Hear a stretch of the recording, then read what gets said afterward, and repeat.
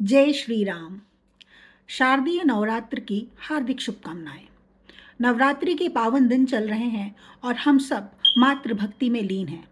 आइए आज जानते हैं कि एक स्त्री का, हमारे घर की गृह लक्ष्मी का जीवन चक्र और देवी के 9 रूप, इसमें क्या समानता है। आदि प्रत्यक्ष महिला को देवी का रूप माना जाता है। छोटी कन्याओं को हम देवी का दर्जा देकर उनका पूजन करते हैं। नारी को देवी कहा जाता है।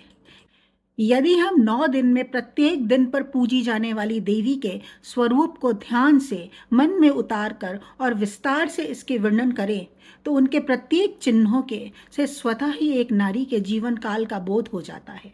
आइए इसे समझते हैं। प्रथम माँ शैलपुत्री हैं और वो अपने पिता शैल अर्थात पर्वत की पुत्री हैं और इसी नाम से ये कोई विशेष अस्त्र नहीं धारण करती, बस एक त्रिशूल है और कमल है जो सौम्यता रिद्धि सिद्धि का प्रतीक है।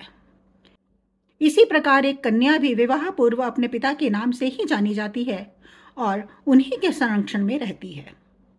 द्वितीय माँ ब्रह्मचारिणी है। हम जानते हैं थोड़ी बड़े होने पर कन्या को अपनी पढ़ाई और अपने उत्थान पर ध्यान देना होता है। उसे ब्रह्मचर्य का पालन करके सुसंस्कृत होना है और अपने को समृद्ध करना है ताकि आगे का जीवन सुचारू रूप से चल सके। माँ का द्वितीय रूप भी ब्रह्मचर्य का पालन और सादगी के साथ रहकर अपनी शिक्षा पर ध्यान देने और अपना उत्थान करने की शिक्षा देता है। माता के सफ़ेद वस्त्र उनकी सादगी का प्रतीक हैं और हाथ में माला तपस्या प्रदर्शित करती है। शिक्षा हमारा ज्ञानवर्धन करती है और हमें परिपक्वता के साथ ही संपूर्णता देती है। अब नारी पूर्ण है और हर परिस्थिति में सुदृढ़ होकर खड़े होने योग्य है। माँ चंद्रघंटा की मूर्ति की अष्टभुजा और शेर की सवारी नारी के इसी रूप को प्रदर्शित करती है। उनके पास कमल और शस्त्र सभी हैं। अपनी शिक्षा पूर्ण करके या तपस्या पूर्ण करके अब वो समृद्ध हैं, परिपक्व हो गई हैं। उसी प्रकार जैसे एक कन्या अपनी एजुकेशन पूरी करके समृद्ध हो जाती है और आगे के जीवन की तैयारी कर रही होती है। माता का चतुर्थ रूप कुष्मांडा है। जब सृष्टि का अस्तित्व नहीं था तब इन्हीं ने ब्रह्मांड की रचना की और पृथ्वी पर जीवन आया। माँ के हाथ में मटका है जो गर्भ का घोतक है। पुरातन काल में मटका गर्भ का प्रतीक था।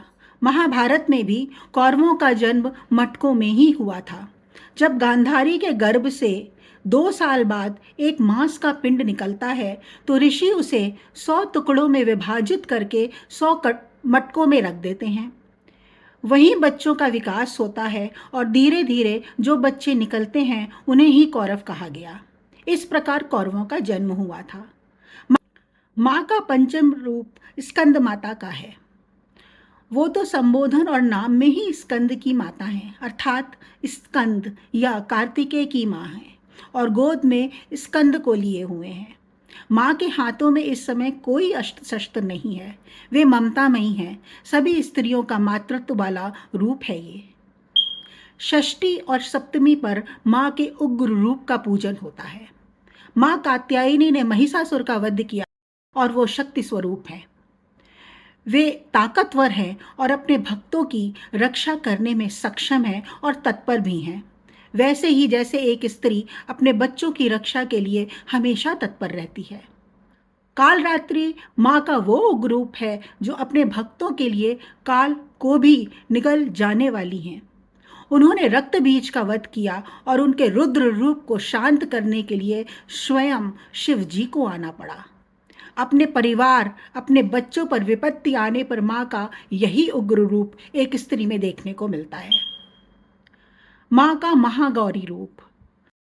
सभी असुरों का वध करके अब माँ शांत हैं, निश्चिंत हैं। अब जगत को कोई भय नहीं है। बैल की सवारी है और बाघ की खाल पर वे विराजमान हैं, अर्थात वे अपने पति के साथ हैं। महागौरी वह रूप है जो कि सौंदर्य से भरपूर है, प्रकाशमान है, पूर्ण रूप से सौंदर्य में डूबा हुआ है। उसी प्रकार एक स्त्री भी कठिन समय से निकलने के बाद अपने परिवार में निश्चिंत होकर खुश होकर के रहती है। प्रकृति के दो छोर या किनारे हैं।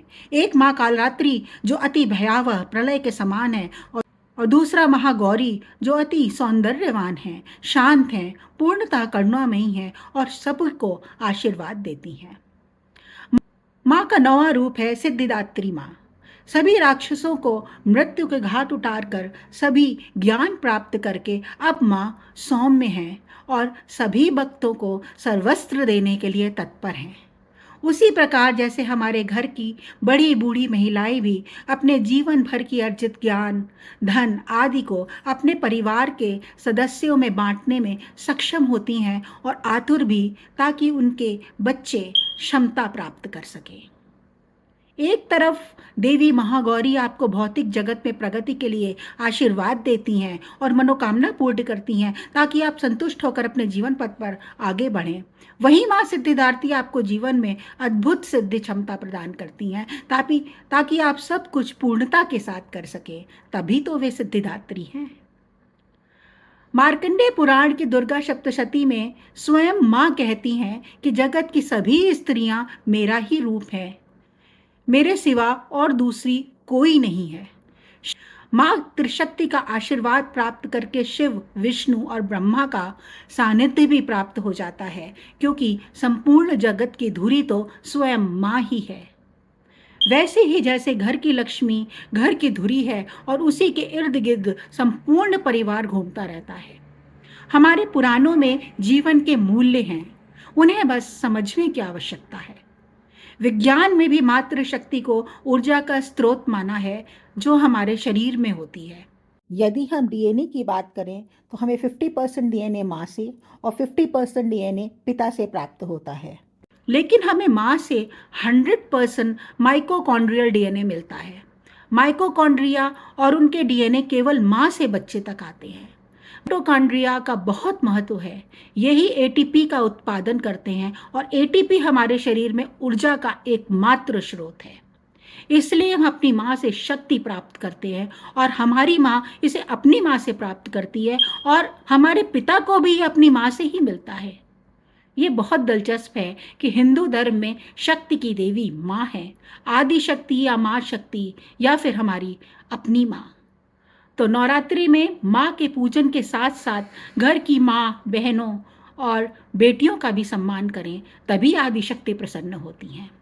मनु स्मृति में भी कहा गया है, यत्र नारति पूज्यते रमन्ते तत्र देवता। नारी का पूजन जहाँ होता है वहीं पर देवताओं का भी वास होता है। यदि ये जानकारी ज्ञानवर्धक है तो चैनल को लाइक, सब्सक्राइब जरूर करिए। जय श्री राम।